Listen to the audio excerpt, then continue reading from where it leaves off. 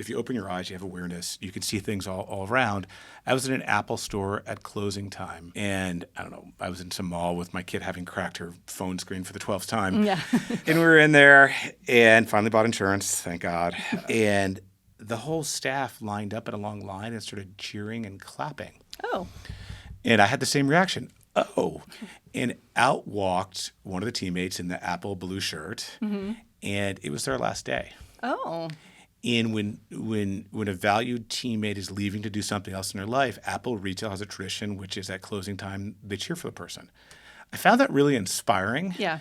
And adopted it in our own business, which is rather than feeling the loss of a valued teammate that leaves, we're now at Tomo trying to applaud the person and be grateful for them. Yeah, that's great. Life tends to pay you back.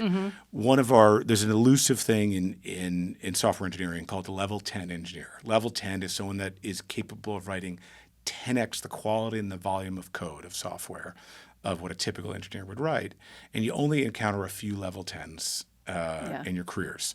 And so we had a level 10 at Tomo who had incredible impact, positive person, productive, insightful, asked amazing questions. I used to call him the questioner in chief because on our all hands, he would ask these zingers that were well-meaning, but like were so insightful. And he walked in one day and said, I have this opportunity. And your heart sinks.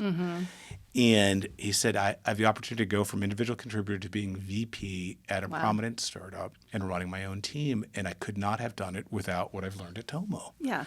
And after the moment of disappointment and hurt passed by, because I'm human and we all are, we said, we're so happy. How can we help you? And you see these things and you say them in your head and then you see you doing them.